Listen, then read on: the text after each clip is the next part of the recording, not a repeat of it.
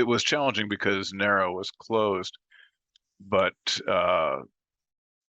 there it, not so much because there wasn't any other solution. We just had to use the material that we had. I have a pretty extensive library of reference copies from Nara in my own, in my office that I've built over the years, and we were able to use that material uh, in lieu of getting a real master. Um, Other things were difficult and challenging to get, but not necessarily because of COVID. The most difficult was that the Send Your Kid to the Ghetto PSA that was complicated because of it's from a conservative archive that doesn't like to grant rights, and uh, the the it's the only known copy of the film, and there's none of the original stakeholders in that film survive. The agency that commissioned it, the filmmaker who made it. So I'm trying to remember now. I think there was a copyright on it, but it's an orphan work, which in the U.S. doesn't have any legal standing. But as you know, it just makes it hard to or impossible to actually clear. But then we couldn't just get get a copy from the university that had it either. It took about 2 years of uh, working on that situation in order to get the film and the permission to use it. Yeah, we did. The main area where we did that was with the DiNapoli footage. That uh, This was a documentary that was shot in the 1980s but never completed. We used a lot of that footage, and we had 4K transfers made of that. And then some of the other things, yeah, we also had,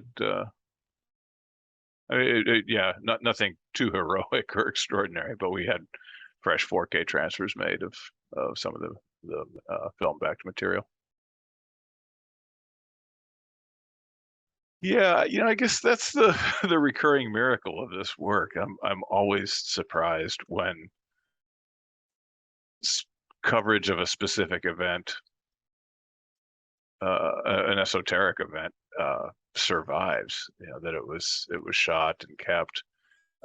So certainly the PSA. Yeah, just some background on that. This PSA was the thing that Sesame Street's director John Stone saw that gave him the idea to set Sesame Street on an urban American street. At the time, most kids shows were in a fantasy land of giant mushrooms and or space or something like that. And it gave him the idea to make it this gritty and concrete environment. So it was a very important piece for us, and I looked for it for some time before finding it, and I was shocked and thrilled to actually find it. But then also things like the coverage of the controversy in Mississippi, where the public TV station had removed Sesame Street from the air because of the interracial cast. ABC had really good coverage of that, and the Mississippi Department of Archives and History also had some good coverage. So yeah, I'm just always like, that's the kind of thing that could easily not have survived, and I was again surprised and thrilled to see that it did, and we made good use of it. Also, things from the Sesame Workshop archives. There was some kind of great surprises when uh, the original audience, the intended audience for Sesame Street was poor inner city kids, many of whom did not have televisions. So they um, set set up vans with uh, with TVs and drove them around to these neighborhoods, and kids could watch out on the street. And we had heard about that and searched for a long time without ever finding any documentation of it. And we thought we were going to have to do a cheat for that. But eventually, when we were going through the rooms full of uncatalogued boxes at the Sesame Workshop archive, we came across a bunch of photographs, and that was an exciting moment. It's somewhat complicated history there. The project started with a different editor who ended up leaving the project, and he and I worked very closely with in the usual way, where he would tell me things that he needed, and I would find the archival to fill those holes, and then I would also tell him and the director of cool things that I had found and that they could write around. And we worked back and forth that way for a year or more.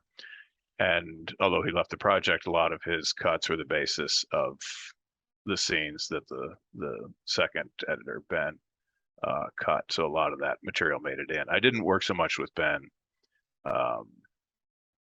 because by the time he came in, he was just recutting to make the thing work. And he had the material that he needed at that point.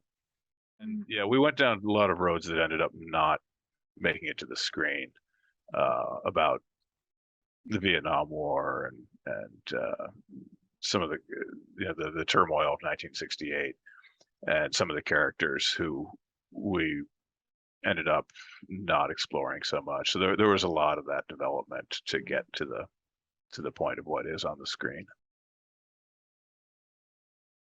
Yes. Not much more to say about that, but yeah, that's true. I mean, I'm this project, like most, I'm on from the beginning to the very end, and the bulk of the research work is usually done by rough cut, and after that, it's mostly a matter of the budget and the licensing and more the producing side of archival producing. But there's always some more research to be done once it gets cut and recut, and we see what some other needs are.